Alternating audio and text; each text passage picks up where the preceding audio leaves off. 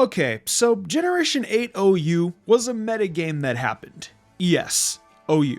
None of the Ubers are gonna be on this list, nor the Pokemon banned from it. Cinderace, Dracovish, Kyurem, Urshifu Single Strike, Magearna, and Galarian Darmanitan will not be mentioned in this video, just in case anyone wonders where they went. In my opinion, this was a very bumpy metagame that definitely happened, that I played on and off for a decent bit. It was very central around the threats that Teleport enabled to come in, and while there were a decent bit of new Pokemon to mix this up, this metagame's biggest issue is that even with the new powerful Pokemon introduced this gen, it still felt like Gen 7, but with less sauce. But hey, it was still an interesting metagame to some extent regardless, and we're gonna close this series up by talking about the top 10 best Pokemon of Generation 8 OU. But before we start, I want to do the speedrun of honorable mentions. Slowbro was a great teleport pivot. Tapu Lele and Finny were very powerful. Buzzwole had a great mix of offense and defense. Kartana and Blacephalon are powerful offensive threats. Volcanion matches up solidly well versus the big three. Volcarona is a great Pokemon as a whole.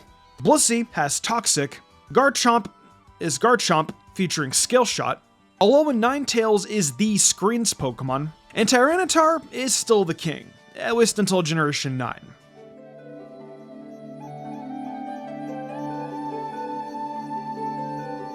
While I could have just put all the Tapus on here, I wanted to put the emphasis on Tapu Coco because it was the most common one used. With Hidden Power gone, it definitely struggled a little more to deal with Landorus-T, but it was still one of the best offensive Pokemon you could use. The ability Electric Terrain to buff its electric attacks, prevent sleep, even if preventing sleep wasn't as relevant, and its very good speed made for one heck of a Pokemon. Its utility and taunt and either U-turn or Volt Switch made it to check the Toxapex, which was definitely needed. You never want to switch into a Thunderbolt or Volt Switch from this Pokemon unless you're packing Landorus or Excadrill. Garchomp sadly didn't want to come in on a Dazzling Gleam. While its offensive kit lost some variation without Hidden Power Ice, it was still great.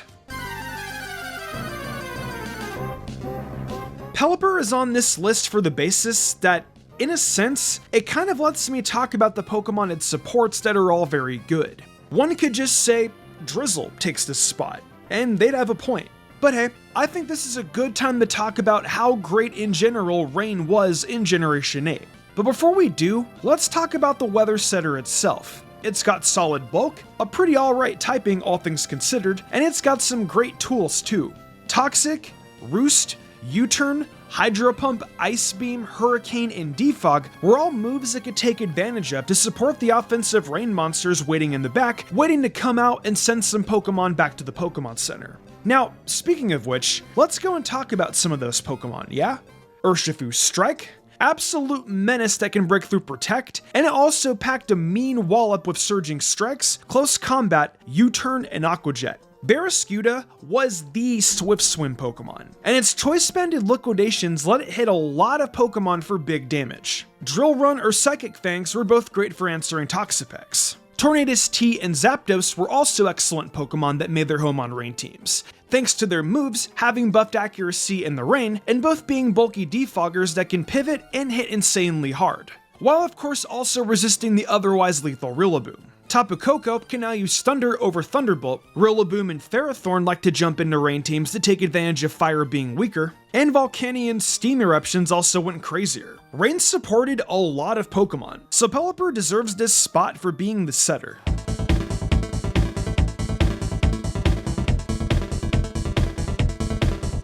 So, Rillaboom we talked about already to a very minor extent. I didn't want to talk about it in too much detail because it's getting its own spot on the list, as you can see here.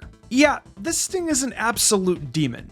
Don't get me wrong, its playstyle is incredibly one-dimensional for the most part. Let's see, Choice Band, base 70 power grassy terrain boosted grassy glide, hitting hard, U-turn to predict a switch and gain momentum, superpower to catch Heatran on switch, or use knockoff to remove an item on switch instead. Hit fast, hit hard, Rillaboom is strong. Yeah, it didn't exactly take a rocket scientist to know how to use this Pokemon. It's very simple, very easy to pick up, and very easy to take games with if the opponent doesn't have an answer for it. Not to mention, it was an active member of the terrain war standing against Coco, Finny, and Lele, stopping them from completely taking over with their terrains. Sadly, Bulu did not get to participate in these wars, for it was too busy being not good. Now, with that said, Rillaboom is also good because nerfing Earthquake is a great way to deal with stuff like Garchomp, and giving your team passive healing is a great way to make Toxapex more annoying to deal with, or a great way to make sure your potential Life Orb Sweeper isn't getting worn down. Overall, great Pokemon.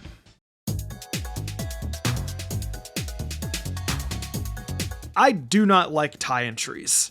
I really don't. However, it felt wrong to not let them share a slot. They are both two of the greatest defensive Pokemon in the metagame, and are a part of what kept the hyper-offensive demons from taking over the tier. Toxapex and Ferrothorn are entirely worth talking about in every regard, and their simple existence is the entire reason Magnezone is seen as a worthy team slot. Trapping and removing Ferrothorn with Body Press and threatening Toxapex for super effective damage was the entire reason to use Magnezone. So what made Ferrothorn and Toxapex so good? Well, first, let's divide this into two sections. Let's do the Ferrothorn section first. Ferrothorn. Only two types could reliably take it out, being Fire and Fighting. Of course, Pelipper happened to cover both of these. Amazing, right? But it didn't even need Rain to be sturdy. It just helped. Its ability to set hazards was unrivaled, and if it wasn't setting hazards, it was spreading paralysis with Thunderwave. If not that, it was using Gyro Ball to remove those pesky fairies. Leftovers and Rocky Helmet were great items on it, and it would even abuse Leech Seed to gain recovery. Iron Barbs is an irritating ability, and its moveset is solid. Power Whip and Knockoff are good options to slot in. And if you decided to use Body Press, you could decide to turn the tables against Magnezone and start fighting back against it. Base 91 is a solid attack stat, and its defenses of 74 HP, 131 defense, and 116 special defense were phenomenal. Amazing Pokemon. Toxapex. I have less to say about Toxapex because in my honest opinion, as an avid loather of this Pokemon, I think this is one of the most dumb, stupid creatures in existence. Toxic Spikes, or just Toxic, Baneful Bunker, Recover, and Scald. Hold Black Sludge, abuse Regenerator, fish for burns, or opportunities to poison. Yep, this is the poster child for Big Stall. And as a hyper-offense type of guy, seeing this thing causes me suffering. I hope Tapu Lele comes back in Gen 9 just so we can hit Psychic Terrain boosted Psychics on it.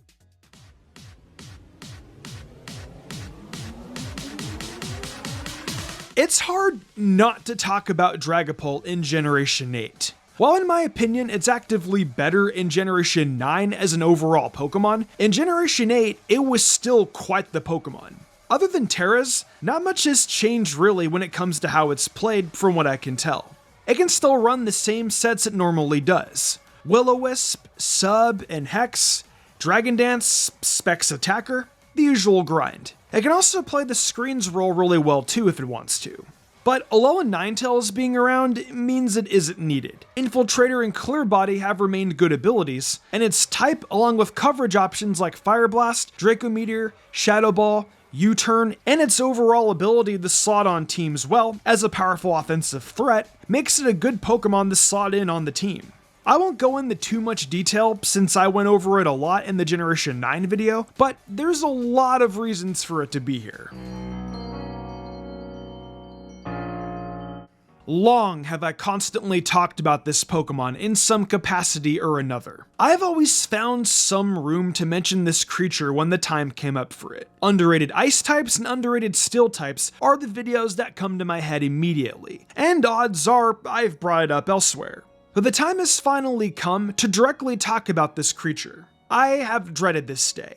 But Ursaluna, before there was ever Ursaluna, has arrived, and it's here with a vengeance. The day it ever comes back in Gen 9 is the day that Trick Room might finally become an actually good single strategy. People in Generation 8 wanted it banned, and it managed to avoid it. Melmetal has come. This infuriating beast of burden, of course, was great on Trick Room.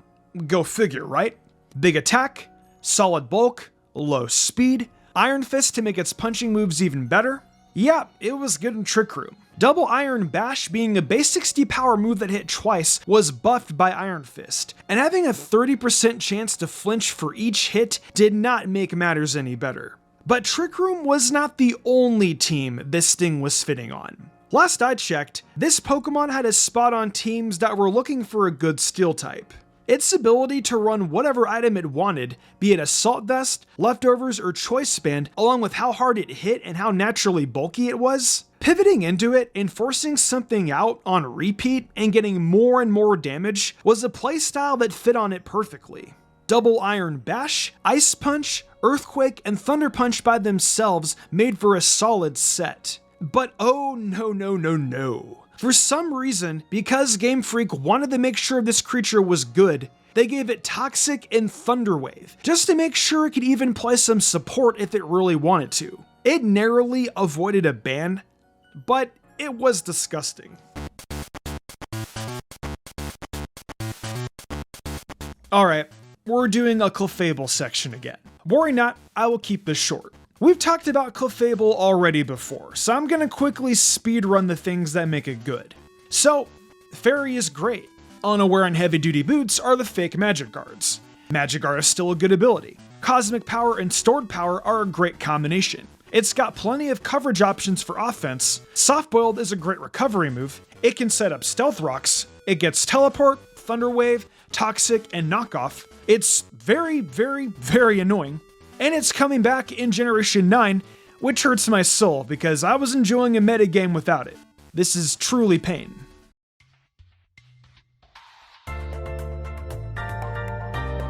Alright, let's talk about the Big Three. For those who are unaware of the Big Three is a combination of 3 Pokemon who are considered to be the absolute best, most used Pokemon in the entirety of the Generation 8 OU. They have amazing matchup spreads versus the majority of the tier, and they're all individually great Pokemon. Putting the 3 of them on the same team is actually a solid strategy, because they all fill really good roles, and kind of sort of work together kind of okay, although not perfectly. Funny enough, they kind of form a rock, paper, scissors dynamic typing-wise, but they all have ways to swap their stuff around to beat their counters. They are the 3 most centralizing Pokemon of the metagame. Weavile is going to be the one I talk about first, because in my opinion, while I like to use it more than I like to use the 2 above it, I acknowledge that it's entirely biased. I like Life Orb, Low Kick, Knockoff, Triple Axle, and Ice Shard. It's a very good set in my opinion. Anyways, what makes it so good? Well, it's the best knockoff Pokemon in the entire tier, that's for sure. Its strength, speed, and stab knockoff in a metagame where there are no Z Crystals or Mega Stones to knock off?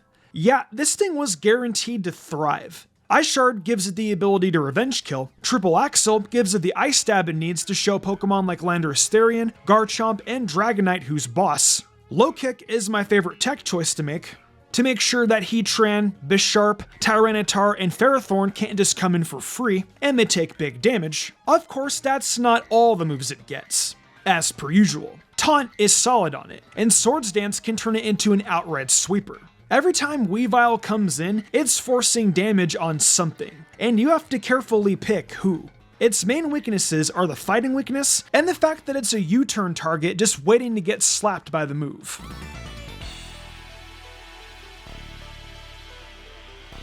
Heatran needs no introduction at this point. We all know that it's one of the most unique Pokemon in the game. Its typing is entirely unique to it, it's one of the best trappers in existence with Magma Storm, it's got 2 great abilities in Flash Fire and Flame Body, and it remains the Fairy-type destroyer.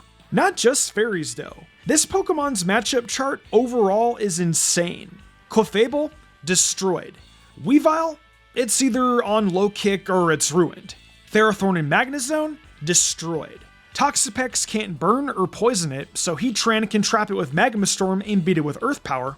Rillaboom didn't want to switch in and try to Superpower in fear of Magma Storm or Eruption. Tapu Lele was Land Focus Blast or lose. Rain, Landorus, and Urshifu felt like the only choices keeping this thing in check sometimes, as it has such a perfect blend of offensive and defensive qualities that let it do literally whatever it wants. Scarf Sweeper, it's got enough offense to make it work. Rock Setter with Toxic and Leftovers, its defenses will get the job done. A mix of both? Why not? Just adjust it to what you're trying to be. A Trapper? Well, it does have Magma Storm. This Pokemon is amazing, and nothing can ever change that. It's truly centralizing. Yeah, despite how hectic and chaotic Generation 9 is as a metagame, I still prefer it to Generation 8 OU. Because once again, here we are, talking about Landorus-T. Yep, it's literally doing the same things as normal. Choice Scarf Pivot? Yep. Rocky Helmet defenses? Yep. Defogger? Yeah. Stealth Rocker? Yep. Knockoff? Yeah. Toxic? Yeah. Do I sound bored of this creature? It's because I am. It had no competition until Great Tusk rolled up in the next game, and this was after Lando-T had to be nerfed and lose some options. Look, I respect Landorus-T. It can fill any role a team needs, and is an overall amazing and excellent Pokemon and deserves as high of a usage rate as it gets in Generation 8. But honestly, for the love of all things, I never want to see this thing again sometimes. It was never broken, it was never over-centralizing, and the metagame was better because Landorus-T was in it. Otherwise, it would be worse. I get it. I understand. However, I'm a YouTuber, and repeating myself is bad. So I just don't think I will. Instead, I'll just end this list here and hit the outro. Finally, I've done it. We have talked about every Pokemon OU. If you're wondering where Gen 9 is, we've done it twice actually. We've done pre-home and post-home, and odds are, once the DLC releases, we're gonna do it again, because the metagame is going to shake up. No, like seriously. Gen 9 has to be one of the most volatile metas of all time, and the amount of power creep is so excessive that the metagame shakeups are insane. I love Generation 9 OU though, so I'm actually very much so looking forward to the DLC. Let me know in the comments below who I missed though, and that's pretty much all for today.